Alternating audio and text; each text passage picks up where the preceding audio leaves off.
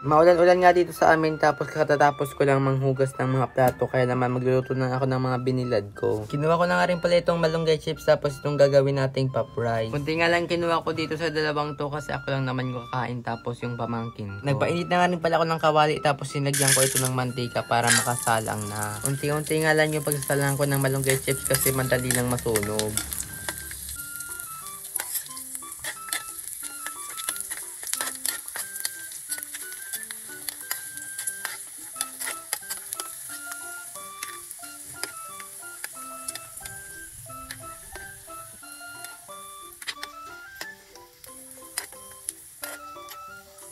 Luto na nga rin pala yung una kong nilagay ditong chips, kaya naman nagsalang pa ako ulit. Kaya inaunti ko nga lang paglilagay dito kasi madali lang masunog, kagaya nito. Nung matapos ko na nga prituhin lahat yung mga malunggay chips, ay nagsalang naman ako ditong pop rice. Ito yung nabibili sa tindahan ng mga tig-piso lang dati, pero ngayon wala na akong nakikita. Binili nga lang ito ni mama ng isang araw pero ito matigas na agad, kaya naluto ko na ito.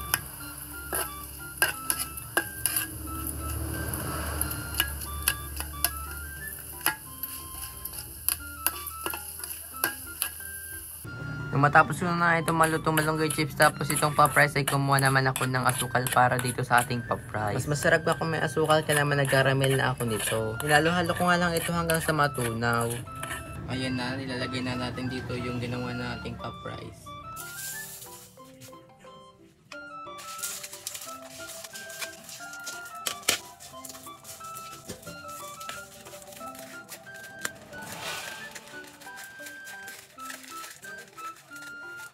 Tapos na nga rin pala ako magluto kaya na matitikman na natin ito.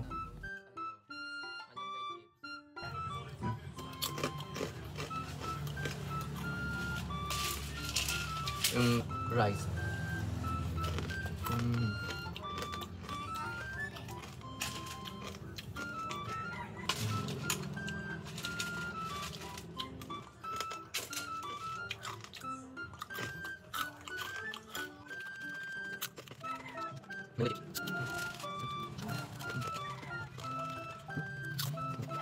Bye.